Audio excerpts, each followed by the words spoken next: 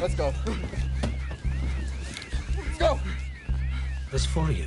You can count. I'm impressed. Now drive. Rule 1, never change the deal. Deal was transportation for 3 men with a combined weight of 254 kilos. Yeah? Well, this is a new deal. An extra 80 kilos means we'll not make your destination on the gas I have allotted. So we'll stop and get more gas. Every stop we make exposes us. Every exposure increases the risk of getting caught. An extra 80 kilos means the Coney shock absorbers I installed for this job will not give us the ability to outmaneuver any police that might be chasing us. Which means, if there is a chase, we lose our advantage, which also increases the possibility of getting caught. I don't want to get caught. You don't want to get caught. You are listening to TMBDOS. They must be destroyed on sight. The following podcast may contain language and discussions of a frank and adult nature, and spoilers regarding the films discussed are always to be expected. Thank you for joining us. Now start the show, Dr. Rausch. They must be destroyed on sight.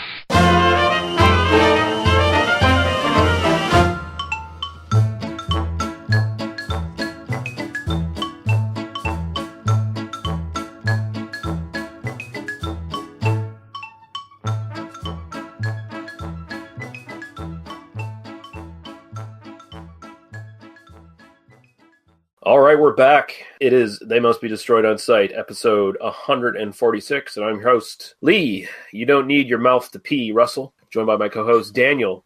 You're always complaining, except when we make love. Then you say nothing, Harper. How you doing, sir? I'm saying nothing. And we are also joined yet again by Greg. You can't get anything done in a world without rules. Balosky, how you doing, sir? I'm doing fine, but you and I are going to have an argument about that pee thing, because I think you do need your mouth. And we are joined again by Scott. I got sick of seeing my best efforts turned into bullshit by the same people that paid me to do the job. Somerton, how you doing, sir? That's a long one, but I like it. That's good. Yeah. I'm doing quite good. How are you? Good. So we're going to be looking at a Jason Statham movie this time around. We're going to be looking at The Transporter from 2002. But before we get into that, we do have a couple things we've watched in the last little while. So I'll throw over to you first there, Scott. Okay, well, I'll give a little bit of disclosure on this one. So as mentioned last week, I celebrate the movies you're embarrassed to love. So like the 80s action, the guilty pleasures, I call them. That's my site's name and everything.com. It's all good.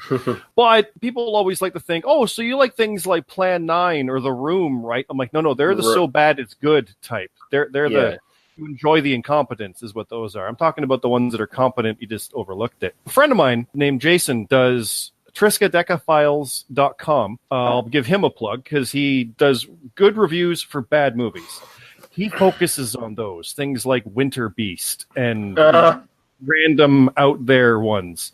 So that's up his alley, and he introduced me to a movie called Trash Cans of Terror. Okay. He had discovered it. There's other movies, very similar vein. Alien Beasts and Space Psychos by Carl J. Sudenik, I believe his name is. And this came up in the same vein. These are like barely incompetent movies.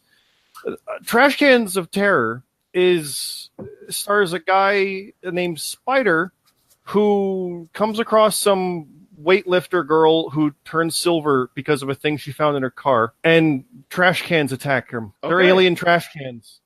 And the fight scenes have trash cans being thrown at actors from off screen. And then they beat up the trash cans by punching them and kicking them and throwing them back off screen, or just knocking them over and tipping them. So I watched that today. It's free on YouTube. It's about 70 minutes. The director put it up. Oh, you mean it's not YouTube Red? No. This is from the 80s, for the record as well. Whoo, you can hear like the director counting down sometimes, or looking at the camera to make sure the take is done. It's one of those. 4 people are involved. Chuck Handy's the star and director, the writer, the everything. It's one of those type of movies. Mm-hmm. But it was legitimately fun. And if you search it on YouTube, you'll find that the director himself put it online, talks about wanting to make a sequel years ago. We're talking like 30 years now since he made it. But yeah, Spider Leibowitz is our hero when he fights alien trash cans. The introduction to it literally is a trash can gets thrown at him. It leaped and attacked him in the story, you see. But a trash can is thrown at him and hits him in like the butt. he falls over and wakes up as, oh, the trash cans took Kathy. And, well, yeah, this really sounds like sort of that classic, almost, Campbell-esque kind of like monomyth kind of narrative here. It seems like one for the ages, kind of like really riffing on stuff going all the way back to the Odyssey, I would say. Well, the fun part of it is you can clearly tell these people were just having fun as well, because, I mean, part of the times it doesn't cut soon enough, and you can see them smiling, looking at the camera. But there's bloopers at the end, too. But it's just like 4 people having fun making a movie, defying the odds back in, 1985 is when this is. I mean, Back to the Future, it's not, but... So this was like shot on VHS. Oh, yeah. Okay. But it's got its own weird charm. Like, it's incompetent, absolutely. But watching it, I'm like, well, there's some funny bits here and there, a couple good lines. The evil plan is to have the silver weightlifter woman, they're going to give her the power of trying to kill her with 1,000 orgasms in 1 minute. Okay. And then she survives it because of intervention. Then how did you survive it? I'm from California. Things like that. I'm like, that's actually, okay, there's some fun in this. It's not just funny for the incompetence, but there's a lot of that too. It also told me I'm going to watch this now. Yeah, go look it up. Trash Cans of Terror. I will again give the shout out to my friend Jason at Triskaidekaphile. It's like Fear of the Number 13. It's a thing, and yeah, he's going to be reviewing it at some point too on his text site. But my God, the one thing, here's the best review I can say of it. I noticed this during it. I have never seen fights against trash cans as good as this. Well, we'll have to link both this and your friend's site in the show notes. So yeah, it's that's what I watched. How about you guys? I know what we're doing next week now. Honestly, if you guys, he will gladly jump on. I'll be like, Jason, come here. You got to get on this podcast. He will happily talk about this because he's been doing his own podcast stuff too. But it's just like, what have we found? And he suddenly told me, yeah, the director has it free on YouTube. Well, I know what we're watching. So, yeah. So that's a movie. I mean, I know you guys have covered everything from, literally Citizen Kane to Commando, and it's also a movie. That's all I can really say about it. But it was fun. Legitimately a fun watch. I don't think we've covered anything that involves murdering a woman with orgasms, so here we go. I did put Barbarella on the long list a while back, but, I think it also has the longest kiss scene I've seen in a movie. And there are 2 people credited as kiss consultants in the credits. So, wow. Kiss consultants. Yeah. It's the 2 actors. It's one of those type of things, but yeah. Huh? Awesome. But that's a hell of a thing that happened today. So, anyone else? Yes, I actually have. Other than watching The Transporter today, I also watched The Predator, which I think was mentioned on the show we did last. I don't know if it was online or off. So I wanted to watch it. I've always been a fan of the Predator movies. I know they kind of get crapped on. The original is obviously amazing. I always think Danny Glover's sequel is great, and I actually think Predators was actually a pretty decent movie as well. This one, I really feel I should be shitting on it harder than I am. It's not a good movie, but I found it to be an entertaining enough movie. If I were to rate it, it'd probably be like a 4 out of 10 or something. It's not good by any means, but it was certainly watchable, and I certainly wasn't upset watching it. I think the big problem where all these movies kind of step away, except for maybe the first or second movie, is that they just the characters in it, although perhaps interesting a little bit at the end, are not well established. So unlike the characters sort of in the first movie, you don't give a shit. You're just like, oh, that guy died. Okay, there, another generic white guy just got murdered. Okay, I don't care. The action scenes are actually not bad, and I was actually surprised that I actually thought the fight at the end was kind of good, but not quite a pass for me. But I thought it was going to be way worse than it was, especially since they sort of reused a major plot thread from the last movie Predators, where they basically, it's like, oh, you got a predator, and oh well, no, now we got a bigger predator, because why not? Yeah, I'm sure in the next one there'll be like 3 of them or something. I heard it was Shane Black who I think both wrote and directed that one. I believe so. Yeah. Yeah, he directed. I think he wrote it too, though. Yeah. I heard they basically took it out of his hands, though, through the production. They did rewrites and all kinds of shit. So, yeah, I think I mentioned it. I think it was after we were recording, but I had major problems with them trying to explain things. And again, I don't want to spoil it for others, but there was just things in that movie where they were explaining bits from the first 2. It was like, you don't need to explain that detail of that. Maybe they're just doing it because. The concept was, like I said, Predators, you said, was fun. I enjoyed it too.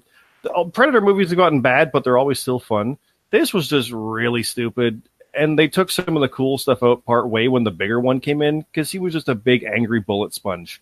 And that's not what Predators should be. It's, even though the ending fight was kind of fun, and like how it's like, okay, this isn't working, what do you do now?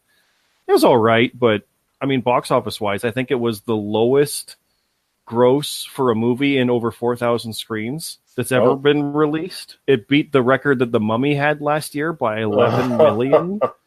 It was like 26 million. It made less than Predators did 10 years ago in twice as many screens as it had.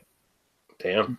So it's like, okay, you want to kill a franchise? Go ahead. It sucks. I want more. Predator's a favorite, but at least with Predators, and I mean, you had some fairly well-known names in Predators. Like you had Adrian Brody in the lead. You had Topher Grace. I mean, these are all people that at least it's like, okay, I know who these people are. I'm going to see them. I don't know any of the actors. I think Olivia Munn was the girl in the movie. I think that's the only actress I've even heard. Oh, and it was the guy from Game of Thrones who got his wiener chopped off was in it too. He sort of had a it wasn't even like a main role. He died halfway through the movie. Sorry for the spoilers, but it's Predator. There's their fodder. That's the problem. Yeah. It's like who cares? Why do I care about this guy and his kid and stuff? Like, why is any of this important? It really isn't. I mean, that's going to be kind of what I'm going to say with Transporter. Actually, a little bit about how an action star works. But these were literally nameless nobodies given characters that are generic and boring. I didn't even realize that was Tom Jane until after the movie. I'm like, oh, really?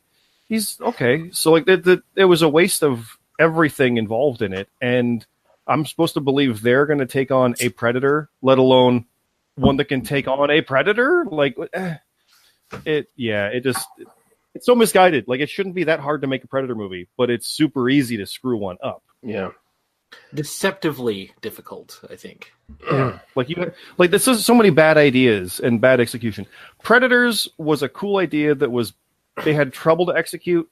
I think the Predator was a bad idea that they executed well. Like the action was good, it looked great, it was like some well done stuff in it, but it was like, man, this movie doesn't deserve that. I just could not believe how they just so blatantly, and this was in their advertising and everything. It's not like they snuck up on people. How they just so blatantly ripped off the plot from Predators. It's the exact same plot. Hey, look, here's the Predator you know and love. Oh, he's dangerous. Oh, he's going to kill you all. Oh, no, there's a bigger one. Now he's just going to murder this Predator, and now he's the enemy. Like, it's the exact same plot. It drove me crazy. Let me give you one little bit that was cool. That was apparently, like, there's scenes filmed and photos of it, but it wasn't in the movie. There's apparently a bit where there's a bunch of the military guys on a Jeep, and they're on a turret shooting at the big Predator, and the regular Predator is with them helping. That sounds cool as shit. I want to see that. Didn't happen. They took that out. They're like, no, we got to establish he's a big bad. We got to Thanos this Loki. We got to do this to make you hate him more. No, you're taking all the fun out of it. So, yeah. The only thing I saw, actually, I've held back on this. I figured, hey, since we're doing the Transporter, I might as well mention this. A couple weeks back, I saw The Meg with Jason Statham. And I thought it was pretty decent. Like it's not a great movie. There's no real plot to think about all that much, but the characters were at least interesting enough. It's basically the big budget, well-made version of all those shitty sci-fi shark movies that you see. It's actually done competently. They're actually trying to make an entertaining movie that's good. They're not trying to actively be bad like those movies are. They're not winking at you. And Statham is as good as always. Like I think he's basically good in anything he does. It's basically a kaiju movie that the only thing it needed was another kaiju for the shark to fight, and it would have been super entertaining. But it was pretty decent. I think Statham elevated that movie beyond what it was, but it was still pretty fun anyway. Mm-hmm. And unlike the Predator we just talked about, you cared about all these characters. Even the douchebaggy villain guy, you still didn't really want to see get killed. Like, you still liked him. And they managed to do things and get everything you expect out of the way early and leave you with half a movie going, well, what now? And that's great. That's where you want to be in that situation. And every time someone's in peril, you figure, well, this has got to be where they die, and then they kind of tease you and mess with you for a bit, and you're left the whole movie not knowing what's going to happen. It was a lot of fun. Yeah, so that was entertaining. All right, I guess we can, unless anyone has anything else, we can move on to our break and come back to review the movie. Okay, then. I guess we're going on break. Some music, some podcast promos. You know the drill by now, and we'll be back to talk about the transporter.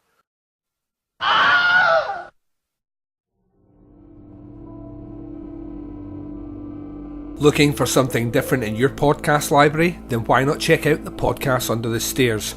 I'm the host Duncan McLeish, and joining me each week will be a special guest as we examine some classic, old school horror favourites, as well as some modern classics. That's not to say that we don't tackle some of the, let's say, more questionable entries into the horror genre. And if all that wasn't enough, we have a subset of shows called Baz v Horror, where our horror novice, the Baz, tackles horror in all shapes and forms to see who will come out victorious. So what are you waiting for? The show can be found at podcastunderthestairs.wordpress.com and on Stitcher and iTunes. The Podcast Under the Stairs is a proud member of Legion Podcast Network. This is Duncan McLeish from Under the Stairs, signing off.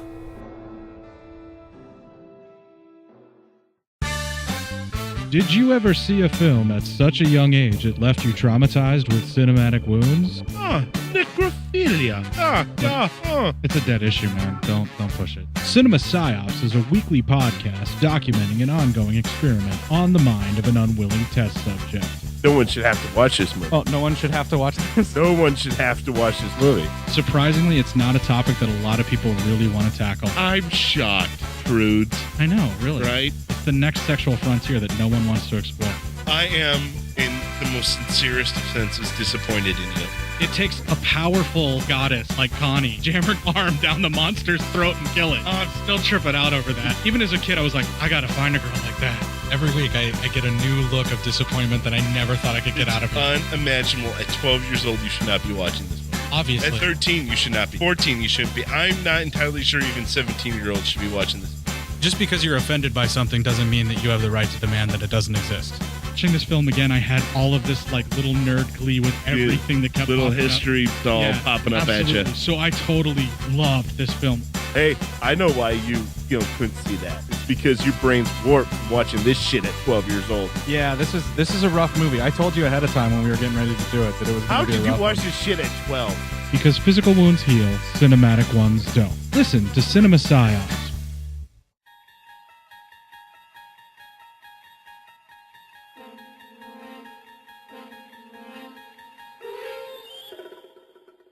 You're traveling through another dimension. A dimension of not only a film and sound, but mind. A journey into an auditory movie review adventure that must be experienced to be believed. There's a signpost up ahead. Your next stop, the Doomsday Clock. You can extract the Witch versus the Doomsday Clock podcast by either searching for WYCH on Apple Podcasts, Stitcher, SoundCloud, TuneIn, and on your Android device. Witch versus the Doomsday Clock is a proud member of Legion Podcasts. So prepare yourself. The podcast ice is gonna break.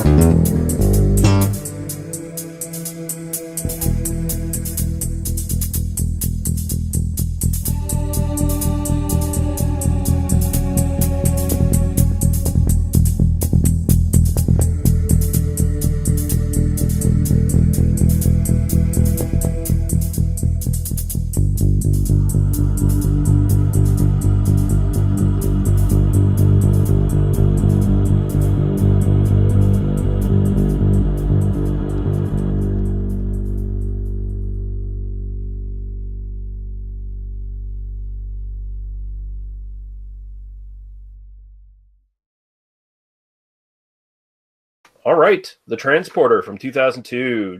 I was wondering if you wouldn't mind transporting something for me. No questions asked. Why not? From the maker of The Professional and La Femme Nikita. Once we make a deal, the terms of that deal cannot be changed or renegotiated. Frank Martin is the best in the business. 75,000, half now, half on delivery. He never made a mistake until today. What kind of state am I in? Deep trouble. You know what to do. Just be quiet. Come on, go, go, go! Why'd you try to kill me? You broke the rules. You opened the package.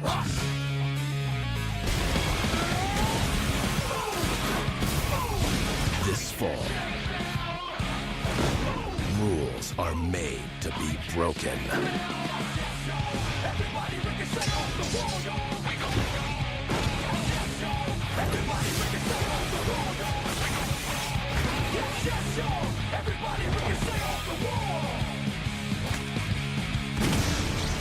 The Transporter.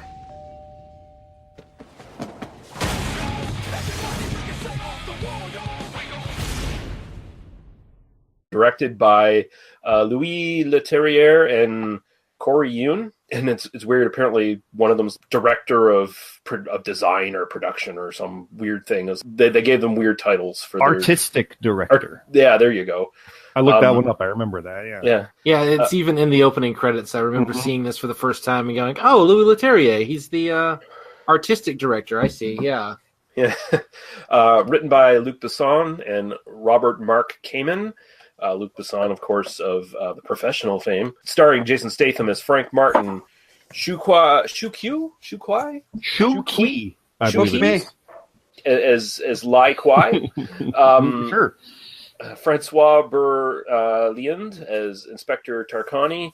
Matt Schultz as Darren Wall Street Betancourt. Rick Young as Mr. Kwai. Didier Saint-Malin as Boss. And Jean-Marie Perry as Giant Thug. And we do have a synopsis here.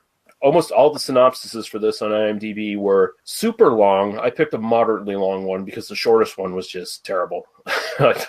So this is from someone called Anthony Perea, and it is Special Forces operator Frank Martin lives what seems to be a quiet life along the French Mediterranean, hiring himself out as a mercenary transporter who moves goods, human or otherwise, from place to place. No questions asked. Carrying out mysterious and sometimes dangerous tasks, his tricked-out BMW, Frank adheres to a strict set of rules, which he never breaks. Rule 1, never change the deal. Rule 2, no names. Frank doesn't want to know whom he's working for or what he's transporting. Rule 3, never look in the package. Frank's newest transport seems no different from the countless ones he's done in the past. He's been hired by an American known only as Wall Street to make a delivery, but when Frank stops along the route, he notices his package is moving. Violating Rule 3, Frank looks inside the bag, finding its contents to be a beautiful gagged woman.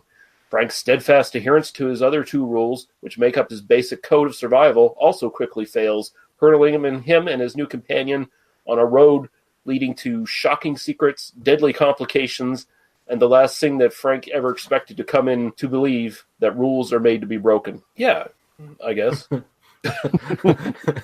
I love that it gives us the first 15 minutes of the film in excruciating detail and then says, yeah, and then, like, you live and you learn, you know? Like we'll go to you, Scott, first. What are your general thoughts on this? Well, I'll give you the backstory on how I saw this one. I saw the Transporter 2 trailer and went, that looks cool. What's this movie? Went and saw it. It was awesome. Loved it. And realized, hey, that's the guy who was in the one with Jet Li, because he's one of the temporal dimension cops with, I think it's Delroy Lindo. Right. Yeah, he had hair in it and everything. It's like, yeah, he's in that. I'm like, oh, that guy, he's cool. He's awesome in this. What's the first one like? So I went and picked up the DVD, which came with a free ticket to see 2 again. So I did that too. 1 is such a European movie compared to 2, because it's Luc Besson, like you said. It's very European. It's not Hollywood at all. 2 is Hollywood as fuck in comparison. It's kind of silly, kind of crazy how much they call back to the first one.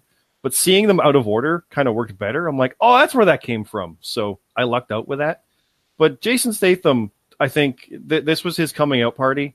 And I'll go to what I was kind of saying about Predator stuff before and things about like Dwayne Johnson. I remember hearing, this is going to take a second. I remember hearing someone say that Arnold Schwarzenegger is like the modern John Wayne. He's like larger than life and commands the screen. I think Dwayne Johnson's the new version of that. My reason for saying that is that I think Stallone was kind of the counterpoint to that, where he's more of a workman type. It wasn't easy for him in the characters. Schwarzenegger was larger than life, commando, nothing hurts him. Stallone's out there bleeding and fighting, Rambo style. Statham is like he's the counterpoint to The Rock in this sense. He's the modern version of a Stallone, I feel. Where his characters might get beat up, but he's still going to always survive it. And it's kind of fun to see them both in the Fast and Furious, Hobbs and Shaw and everything now. But seeing things and the timing of this movie with Leterrier doing the artistic direction, which basically I think he means he filmed the narrative and Corey Ewan did the martial arts, which is, I think, all this is. But there's scenes like when he kicks the door down and the timing with the music is just, you don't get that in movies much anymore.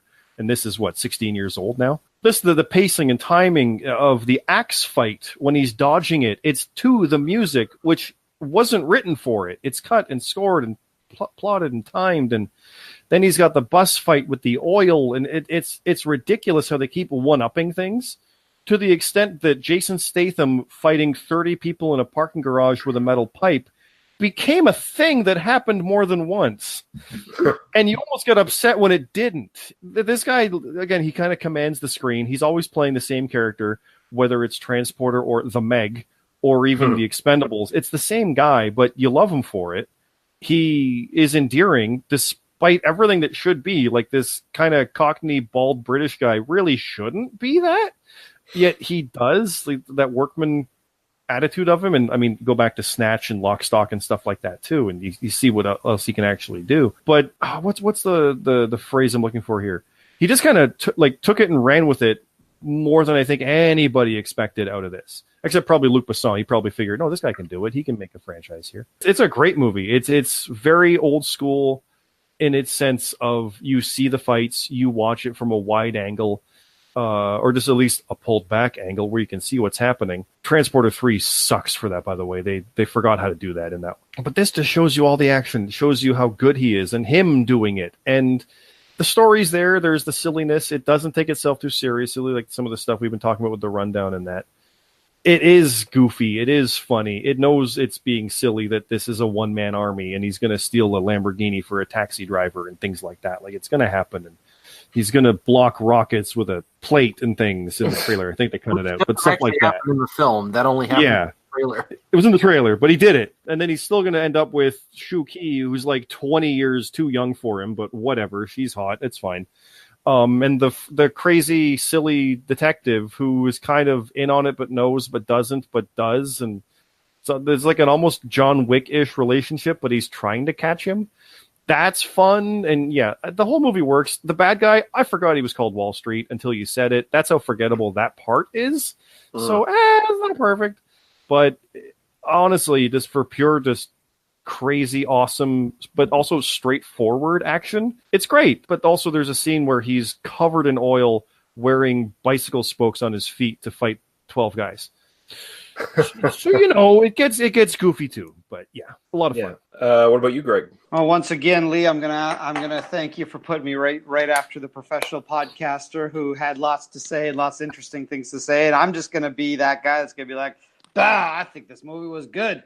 That's all I have to say. I've never seen this movie before. I just watched it a few hours ago, and yeah, I really enjoyed it. I'm going to be watching the sequels now. I thought it was good. Jason Statham, I'm going to sort of disagree with sort of him being the modern Stallone, because I always thought of Stallone as sort of basically the lesser Schwarzenegger, even though he is definitely in some movies that are better than Schwarzenegger's collection. But to me, this guy's more sort of like the modern Van Damme or Jet Li or whoever you want to say, where the guy's actually a really skilled fighter. He's not just a giant muscle guy who just stands there and shoots at people and everyone dies and nobody can hit him. Like, he's legitimately very skilled, in whatever martial arts he does. And yeah, I've never seen this, but I thought it was a really fun action movie, and it was kind of interesting just to see him, because I've seen him in a lot of his newer stuff. Like, I'm a fan of the Fast and the Furious movies, and I thought he's a lot of fun in those movies, especially fighting The Rock. It's interesting to see him. You know, he looks. I know this is only what 10 years old, 15 years old, something like that. But he looks like. Frig, he looks so much younger than he does in the current movies, and even my wife was commenting that, "Oh my God, this is Jason Statham. He's the same guy." It's like, yeah, the guy. I guess he's aged, but he's actually one of those people who I think actually looks better with a little bit more age on him. I don't know. I really enjoyed the movie. I don't have too much interesting to say about it, but I thought it was just a great action movie with a lot of fun stuff. Yeah, again, none of the villains or anything were really all that memorable, but that's okay. They're just an excuse for him to kick their ass. So. Right on. Daniel. Sure. First of all, I'll just note that Shuki is only 9 years younger than Jason Statham. Fair point. She looks crazy young compared to him. She looks crazy young, but she would have been in her mid-20s, and he was only about 32, I think. When 10 years is okay. 10 years is fine. Yeah. No worries. You're talking about 9. I'm looking at the IMDb pages now, so... No, we're good. No, I think she's really good in this. She was I'll just kind of tell. I saw this theatrically back in 2002. I don't remember exactly why. I mean, I remember seeing the ads and just going, "Oh, that looks interesting." I knew Jason Statham because I had seen Snatch, and I loved Snatch. And I think this was in that period where some buddies of mine and I were all going to see movies. And like every Sunday, we would just go see whatever was out. And I think this was just on that list. And I wasn't really expecting a whole lot out of it. And I think not expecting, because I was kind of, familiar with sort of the Drive phenomenon, although Drive didn't exist, but like the Driver, I'd seen bits of that. And, I was kind of expecting it to be more of a sort of like a Ronin kind of movie. Mm-hmm. And the idea that suddenly this guy who I knew as the kind of, comic gangster guy from Snatch suddenly starts doing martial arts on this level, starts Jackie Channing his way out of the place kind of blew me away. And I really was surprised by it. Looking back on it now, I mean, rewatching it, I rewatched it a few days ago and then I rewatched it this afternoon. It's amazing how efficient this is. This movie is like 92 minutes long and it does not waste a single minute of its runtime. You kind of jump right in with the sort of introductory action scene, which shows you what Frank can do in a car. And then you kind of never see him. I mean, he drives later in the film, but you never get like another big car chase scene again. You're kind of past that. Everything from then forward is really more of like a kickboxing, kung fu kind of stuff. And then, a little bit of gunplay action. I like the fact I have seen Transporter 2. I really dislike Transporter 2, I think for the exact reasons that it becomes way, way too Hollywood and it just gets over the top and stupid. Whereas this is really scaled down. I like the fact that this is only a $20 million movie. It doesn't feel like it's pushing too hard against that, trying to kind of make everything huge. I mean, it has a very straightforward narrative it's telling. It's got some really cool action scenes, and it's really just kind of delivering those like action beats over and over again. I really like the characters in this. You've really got kind of a three-hander here. Jason Statham as Frank Martin, our hero. Shuki, who I think is amazing and adorable and like fetishy as fuck in certain sequences in this, and I'm down with that. And I'm also Francois Barliand as the Inspector Tarconi. One of the great pleasures of this film is watching him and Jason Statham have their kind of like battle of wits, where the detective definitely knows more than he's letting on, and Statham knows that the detective knows more than he's letting on, but they're both just kind of willing to let it ride until they have to. I really love the relationship between those two, and I really hate that they bring him back to be the bumbling sidekick again. They just kind of force him into the second movie, and it was just kind of like, yeah, I love this relationship when it was organic and natural, and it felt like a real thing that was happening, as opposed to, you liked him in the first one, let's put him in the second one. Why not? But yeah, no, I really love this. I think it's a lot of fun, and I wanted to do it just to get chat about how fun it is, and I think people forget how fun this is. Yeah, so for me, first time I saw this, I think it was right around the time it came out on DVD. I'm pretty sure I rented it. I'm not a big fan of the series as a whole. I've seen the other two movies. I've even seen little bits and pieces of the reboot that came out in like 2015. I think that's a reboot, isn't it? Yeah, it's a reboot. It is, yeah. Until I was looking it up, so. I've even seen some of the TV series too. And I don't know why, because I'm not a big fan of the series. I don't know why I keep dipping into it, but maybe it's because I just like Statham so much, and I like watching him do his thing in movies. I'm actually a pretty big fan of Statham, and I feel like he's not given enough good projects. Like it just feels like it kind of feels like The Rock, where early on he was just picking all kinds of projects that were wrong for him, and then you see Statham doing all these lesser direct-to-video things that are just honestly beneath him, and he's so good in them, and he just stands out like a sore thumb in like the shittiness in general that's around him and in a lot of these movies. I think this is decent. It's not the kind of action film I like. I feel like it gets a little too nonsensical in some of the fights. Like, I don't really like the overtop action unless it's presented in a way that it sort of fits with the world, I guess, is the best way to put it. Like, if you look like an over-the-top action movie, like from Hong Kong or someplace like that, like a traditional martial arts film, usually it's sort of explained away that they're doing these superhuman things because of their chi or whatever, right? So you can sort of buy into the sort of mysticism that's sort of understood. In this one, I feel like some of this stuff is just a little too over the top. I'm glad that they didn't include the bouncing the fucking rocket off of the dinner plate in the actual movie, because that would have just made me go, fuck this. Some of the fights are good, though. Like, I do like some of them. And, I mean, Statham is just a natural athlete. He did most of his stunts in this. He's really good. But once you get to the end with the stuff that around the truck, where they're just sort of like jumping up and down around the truck and climbing around it and shit. Where they're trying to do Raiders of the Lost Ark. Yeah, that stuff kind of loses me. But for the most part, it does balance its sort of comedic moments, which are a bit more natural with the seriousness of the plot, because this movie actually apparently is a little bit darker. If you look at like the cut scenes, like the international version, I think includes longer fight scenes with stabbings and stuff like that in it. And I think they cut a little bit of that out for the American market. I like the Frank Martin Inspector Tarconi relationship. I kind of wish the whole film was this, honestly. Just him trying to track this guy down and catch him while they're still like remaining friends.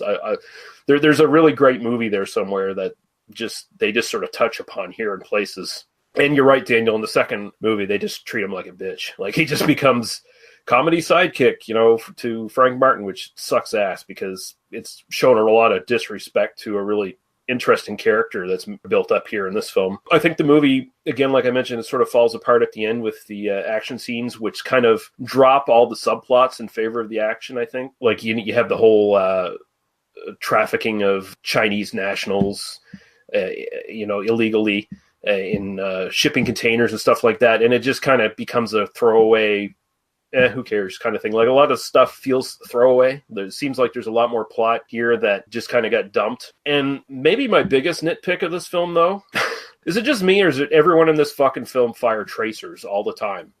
Because every bullet that gets fired, you see it coming out of the fucking gun, man. Like, it's ridiculous, the gunfire in this.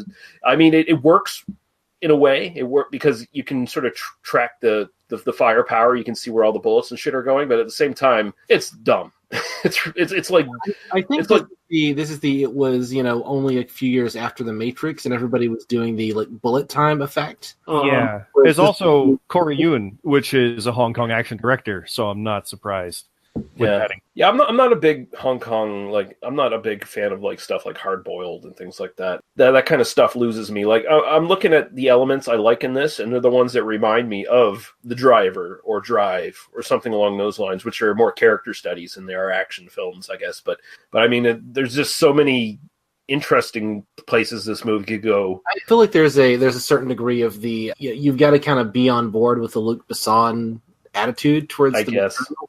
And I mean, I totally get that he's there is a bit of love him or hate him. I mean, I feel like Luc Besson is sort of, if Michael Bay had talent, kind of eternal 13-year-old boy. There is this kind of sense of, and then he's gonna like take the rocket and he's gonna knock it away with a dinner plate, and then and then the pretty girl, she's gonna come out and she's gonna offer him sex, and it's gonna be cool, and he's not gonna want to do it at first, but her ass is gonna look great. But we're not going to be like creepy and misogynistic about Megan Fox the way Michael Bay is going to do it. There's a ton of that in this, and everything is kind of played to the rafters, but in a way that is sort of a knowing wink in a lot of ways. You're right. There is this kind of dark heart to this material. That, I mean, this is about human trafficking of Chinese people, But I feel like that's also, it does lend a little bit of weight to the film.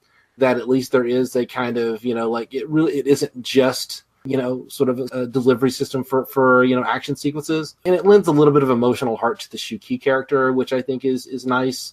I like that she's kind of lying to him through like half the movie, that she's kind of leading him on, but like in a way that is, she's trying to do this thing. I mean, I don't know. It's a very kind of delicate balancing act. And when it works, you get something like The Fifth Element, which I think is one of the greatest movies of its kind ever made. This isn't quite on that level, but I think it basically works. I think it basically manages to kind of find that balance. But if you're looking for something that's a little more introspective or that's a little bit darker, that's got a little bit more of a kind of a theme. I mean, the whole thing of like, I've got rules, I don't break them. And it's like, yeah, no, you're going to break them in the first 8 minutes because you just decided to. It doesn't take that shit seriously. It's really just a riff on the genre. Mm-hmm. Yeah, I just kept thinking that stuff was done better in The Driver. That was The Driver's one of the greatest movies ever made. Yeah, I know. I will say I really no scene in The Driver that where like the lead character takes his shirt off and rolls around in oil while fighting 12 guys. It's really kind of a 50-50 on that, Yeah, no, that man. I will say, if I make enough money to retire to another country and live, a comfortable life, I want to retire in Jason Statham's fucking house in this fucking film. I love that fucking little castle thing he's got going on there. That's so fucking great. I was kind of actively pissed off when I saw them rocket the shit out of that place. I was like, fuck. Anyone else have any other thoughts they want to get into on this? Or I was going to mention briefly how, like you guys were saying about the sequel. I know we're not going detailed in that one, but yeah, 2 was very Hollywood. 3 was very, I know how to make it by someone who didn't know how to make it. And then 4 was the reboot, like you said. And honestly, if Statham had been in that, I think that one would have worked because it was actually competent and decent, but Ed Skrein was impersonating Jason Statham. So he had too much hair. Yeah. It's honestly, there's a fight in a bank vault that it is worth your time, but no. But I mean, Statham in this one fought 8 guys on a bus, shirtless with a knife. I think that's part of how the movie was kind of working for me. The whole parking garage, everything from in that whole segment where he kept encountering guys and it kept escalating. There's that brief moment of, well, how is he going to do this? And then he does. Oh, that was cool. And then, well, how is he going to get out of this? Oh, okay, because they kept they didn't make it obvious how it was going to work, but. You're always on board with how he does get out of it. It's one of those classic kind of situations. It really worked for me. It sells it on the action choreography, a lot of it as well. It's and then he finds a ladder and throws it at a guy. Yeah, in a clever way. I did have some problems. The fire hose is a bit much for me when he's spin kicking it into people's faces. That would hurt your foot too. But once you're in that deep, you're just along for the ride. And I will say I do agree with you, Scott. Although some of the action scenes lost me, I generally do like how they're filmed, though. There is quick cuts, but they're not as quick as something as, say, like the later Bourne Identity films, where there's like a cut every 2 seconds and you can't follow the fight. Here, you do have the camera pull away and you can see what's going on and you can follow the beats of the fight with the cuts. So that Taken works. 3 was directed by Olivier Megaton, who has one of the cooler names, I believe. But that's the scene which has the legendary 30 cuts to climb over a fence. Oh, my God. Yeah, I'm sure you guys might have heard of that. He directed Transporter 3. The only thing I remember about Transporter 3 is the hot redhead that he's protecting. Yeah. But there literally is a moment when he gets in a garage and he knocks over something and he has a metal pipe again. That happened in all 3 movies. And I will not lie, I cheered when it happened. But it's how is that a thing? That should not be a thing. Jason Statham fighting 30 guys in a garage with a metal pipe longer than him. No, you could tell anybody that's going to happen in 3 movies. They would call you crazy. Well?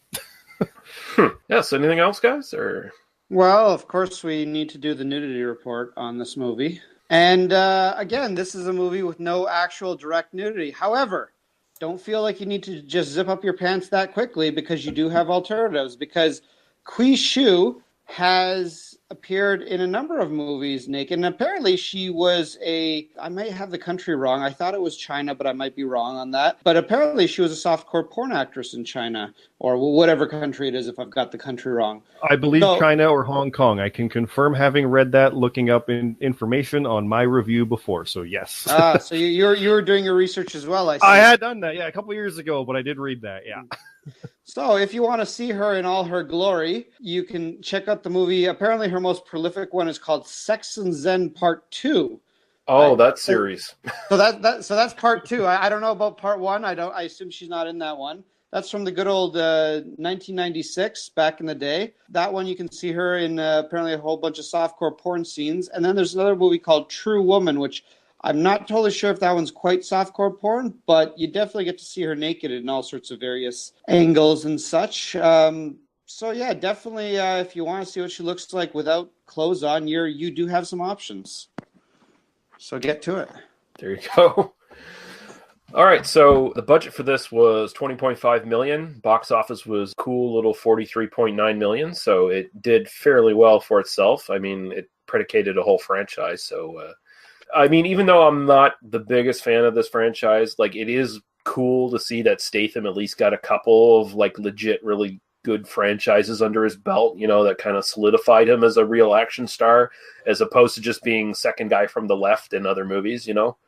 Like this and Crank, I think, are both pretty decent series overall. Like, you know, you can enjoy yourself with them, right? DVD info for this: 20th Century Fox Home Entertainment DVD in 2002 and 2005, and then a Blu-ray release in 2006.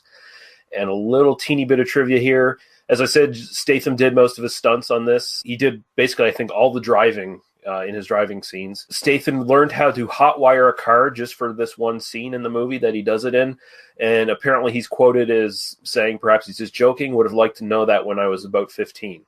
So, can I give you a bit of additional info there, Lee? In looking up box office, it took until The Meg for him to get a movie over $100 million at the box office that wasn't Expendables or Fast and Furious. Oh, there you go. I mean, he never quite got there. He came close. I think with Transporter 2 did rather well, but he never got there. So it took him until this year to get his own franchise over $100 million. And they're very happy with that worldwide. And it's based on a novel series of 7 books. So hopefully there's a series in that for him too. Yeah, I like seeing Statham actually make good and do well, because he is my favorite modern era action star. And when you guys were comparing him to previous eras, I'd say the Van Damme comparison is probably the most apt one, as far as just like his pure action stuff. And if you're gonna like compare him, go back a little further, he's kind of like Van Damme and McQueen. Like he's kind of a combination of that almost in my estimation. He's got sort of that same sort of minimalistic working class action style, acting style that I think McQueen sort of had in a lot of his characters too. Sort of, you know, just doing his job kind of thing, you know? Well, you know, even though I'm a big fan of Schwarzenegger, I always thought Statham was the best part of the Expendable movies, because Schwarzenegger was always sort of more of a cameo role than anything else. I thought Statham always kind of carried that movie, more so even than Stallone. I agree with that. Absolutely. Yeah. Yeah. My comparison with Stallone, I think Stallone was the workman, like in like Your First Bloods and some of those earlier ones. But you're right. He didn't really have any fighting technique. He fought as good as like a Captain Kirk. He would throw punches and haymakers, and there's nothing to it. So I get the Van Damme comparison in that regard. I understand that, but I think like he was probably in better grounded movies like Stallone was, even though Schwarzenegger's were much more fun. I felt like the Rocks are now. So that was my idea for that. But yeah, no, Van Damme's a better comparison. I think you're probably right on that, guys. In the original conception of this movie, Frank was apparently gay. They added the love scene in it to specifically draw away from any potential vestiges of that aspect in the script, I guess. So yeah, they don't want Jason Statham being gay. They want to actually sell tickets, apparently. It was their thought, I guess. Ironically, if they made that movie today, they'd probably do the opposite. That just made me think. When Wall Street passes the payment to Frank after he delivers her in the bag, he kind of like, he touches his hand for a little while. Like there's a prolonged touching of hands as he passes the money envelope. So obviously there's still a little bit of that still in the script. It's kind of, no, I don't think that's, I think that's just European. I was that's the European sensibilities, I think. Yeah. They're just really gay that way. They're just French. I mean, they are in Nice. They are in Nice in France. So yes. Yeah, but he's supposed to be an American and Statham's this like expat special forces guy. When in France, do as the French do. I guess, yeah. I mean, he's got himself a sort of a villa kind of thing at the side of the cliff. I actually like this interpretation that Frank Martin is actually bisexual or pansexual. I am now taking that as canon. You cannot take it away from me. Yeah. Fine. As I was mentioning, there were some cuts to this. The Region 1 DVD features 3 extended fight scenes. All 3 are unrated and not suitable for persons under 18 years of age due to violence and adult subject matter. The scenes were shortened due to time pacing reasons and mostly for a PG-13 rating. The scenes featured more brutal violence, blood splattering when people got shot, and stabbings with a knife, etc. So there you go.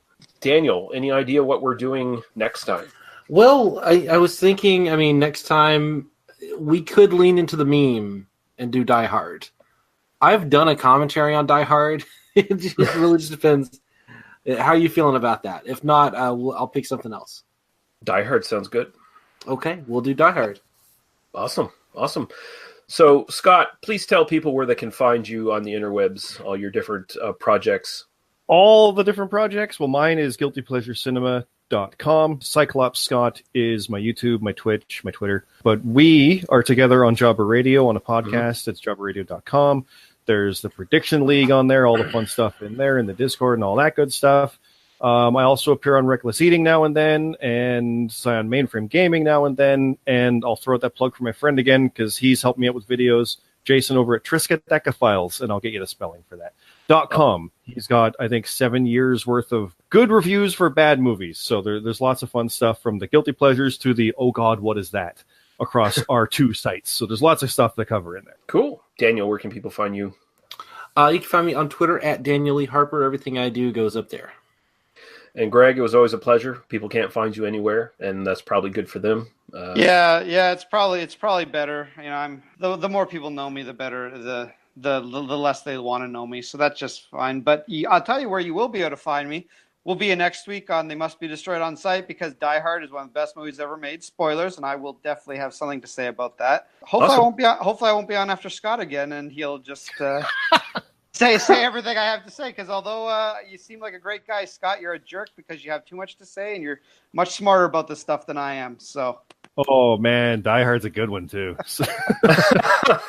And you can find us at tmbdos.podbean.com, where you can find all the requisite links to our Apple Podcasts, YouTube, and Facebook group links. Join our Facebook group, and you can find out what's coming out on the podcast and what's sort of happening with us. And until then, thank you all, guys. It was a pleasure doing this 2 weeks in a row. It was a lot of fun.